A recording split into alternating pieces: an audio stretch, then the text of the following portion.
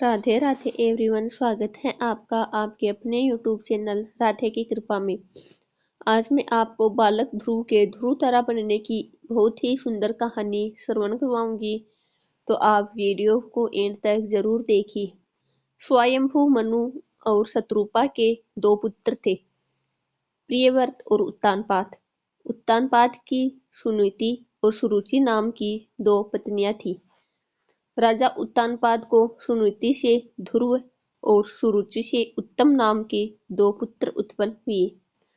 यद्यपि सुनीति बड़ी रानी थी, परंतु उत्तानपाद का प्रेम सुरुचि के प्रति अधिक था। एक बार सुनीति का पुत्र ध्रुव अपने पिता की गोद में बैठा खेल रहा था। इतने में सुरुचि वहां आ पहुंची।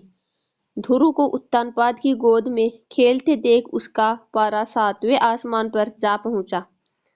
सौतन के पुत्र को अपने पति की गोद में वह बर्दाश्त नहीं कर सकी।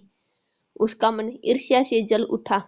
उसने झपट कर बालक ध्रुव को राजा की गोद से खींच लिया और अपने पुत्र उत्तम को उसकी गोद में बिठा दिया तथा बालक ध्रुव से बोली, अरे मूर्ख, राजा की गोद में वही बालक बैठ सकता है जो मेरी कोख से उत्पन्न हुआ हो। तू मेरी कोख से उत्पन्न नहीं हुआ है, इसलिए तुझे इनकी गोद में या राज सिंहासन पर बैठने का कोई अधिकार नहीं है।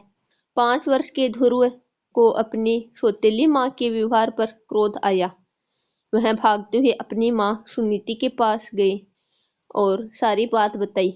सुनीति बोली, बेटा, तेरी सौतेली माँ सुरुचि से अधिक प्रेम के कारण तुम्हारे पिता हम लोगों से दूर हो गए हैं। तुम भगवान को अपना सहारा बनाओ। माता के वचन सुनकर ध्रुव को कुछ ज्ञान उत्पन्न हुआ और वह भगवान की भक्ति करने के लिए पिता के घर को छोड़कर चले गए। मार्ग में उनकी भेंट देवऋषि नारद जी से हुई। देवऋषि ने बालक ध्रुव को समझाया, किंतु ध्रुव नहीं माने। नारद जी ने उनके दृढ़ संकल्प को देखते हुए ध्रुव को मंत्र की दीक्षा दी। इसके बाद देवऋषि राजा उत्तानपाद के पास गए। राजा उत्तानपाद को ध्रुव के चले जाने से बड़ा पछतावा हो रहा था। देवऋषि नारद को वहां पाकर उन्होंने उनका सत्कार किया। देवऋषि ने राजा को ढांढस बंधाया कि भगवान उनके रक्षक हैं। भविष्य में वह अपने यश को संपूर्ण पृथ्वी पर फैलाएंगे। उनके प्रभाव से आपकी कीर्ति इस संसार में फैलेगी। नारद जी के इन शब्दों से राजा उत्तानपाद को कुछ तसल्ली हुई।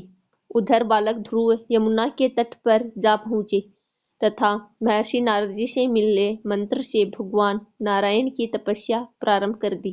तपस्या करते हुए ध्रुव को अनेक प्रकार की समस्याएं आई, परंतु वह अपने संकल्प पर अडिग रहे। उनका मनोबल विचलित नहीं हुआ। उनके तप का तेज तीनों लोकों में फैलने लगा। ओम नमो भगवते वासुदेवाय की ध्वनि बैकुंठ में भी गूंज उठी। तब भगवान नारायण भी योग निद्रा से उठ बैठे। ध्रुव को इस अवस्था में तप करते देख नारायण भगवान प्रसन्न हो गए तथा उन्हें दर्शन देने के लिए प्रकट हुए। नारायण बोले, हे राजकुमार, तुम्हारी समस्त इच्छाएं पूर्ण होगी। तुम्हारी भक्ति से प्रसन्न होकर मैं तुम्हें वह लोक प्रदान कर रहा हूँ जिसके चारों ओर ज्योतिष चक्र घूमता है तथा जिसके आधार पर सब ग्रह नक्षत्र घूमते हैं। प्रलय काल में भी जिसका कभी नाश नहीं होता।